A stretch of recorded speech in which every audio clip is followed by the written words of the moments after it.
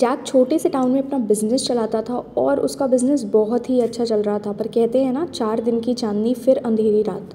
वही जैक के साथ हुआ। उसका एक कॉम्पिटिटर था बॉब, जो उसकी सक्सेस से बहुत जलता था और एक दिन उसने उसे एक ऐसे क्राइम में फंसा दिया जो उसने किया ही नहीं था, सिर्फ इसलिए क्योंकि वो उससे चलता था। बट इन्वेस्टिगेशन के बाद ये पता चला कि बॉब ने जैक के ऊपर झूठा इल्ज़ाम लगाया था और वो बच गया और बॉब को सज़ा हुई। सो केम छो गाइस, वेलकम टू हमारा अपना चैनल जहाँ पर हम स्टडी को फन और सिंप्लीफाई कर रहे हैं। So let's begin, let's discuss malicious prosecution. Malicious prosecution का मतलब होता है जब किसी इंसान को गलत तरीके से फंसा दिया जाए, उसके ऊपर किसी तरीके का झूठा इल्ज़ाम लगा के। Wrongful initiation of legal proceeding मतलब कानूनी कार्यवाही गलत शुरुआत करना, जहाँ पर डिफेंडेंट का इंटेंशन प्लेंटिफ के खिलाफ कोई भी क्रिमिनल या सिविल लीगल एक्शन लेना होता है।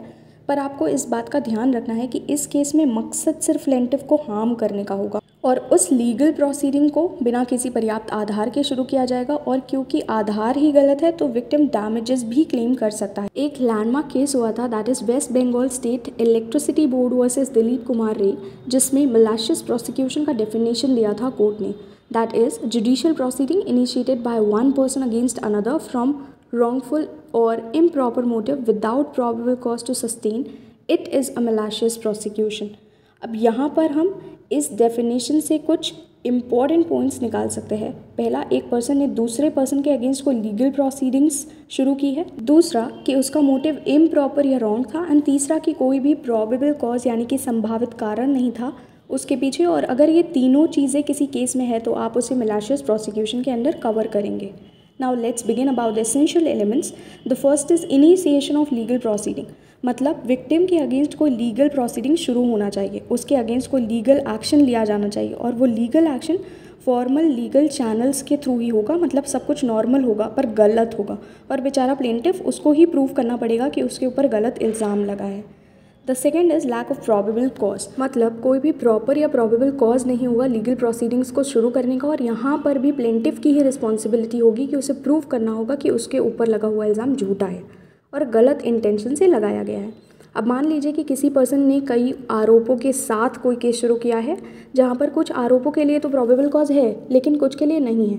अब ऐसे केसेस में ये प्रूव नहीं होता कि इंसान किसी गलत इंटेंशन से केस कर रहा है। अब यहाँ पर जो पर्सन केस फाइल करता है उसे ये प्रूव करना होगा कि जिस पर्सन ने इल्ज़ाम लगाया है उसका इंटेंशन गलत है, तो यहाँ पर वही प्रूव करेगा जो केस फाइल कर रहा है बेसिकली।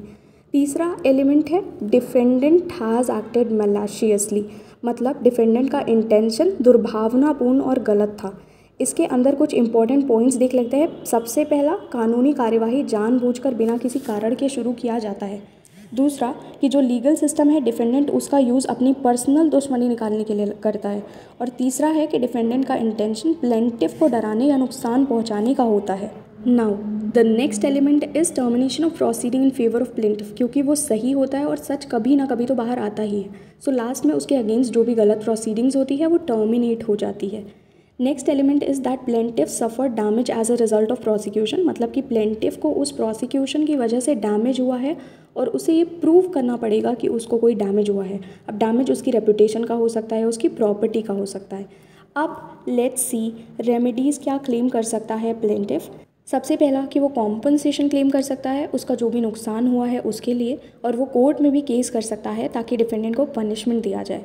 दूसरा ये है कि क्योंकि यहाँ पर पर्सन के फंडामेंटल राइट्स का इन्फ्रिंजमेंट हो रहा है, मतलब फंडामेंटल राइट्स को वॉयलेट किया जा रहा है, तो पर्सन के पास ये राइट होता है कि वो सुप्रीम कोर्ट या हाई कोर्ट के पास रिट पिटिशन फाइल कर सकता है और कॉम्पनसेशन क्लेम कर सकता है। ये भी रेमेडी अवेलेबल है उसके पास। And that's all. I hope you liked it.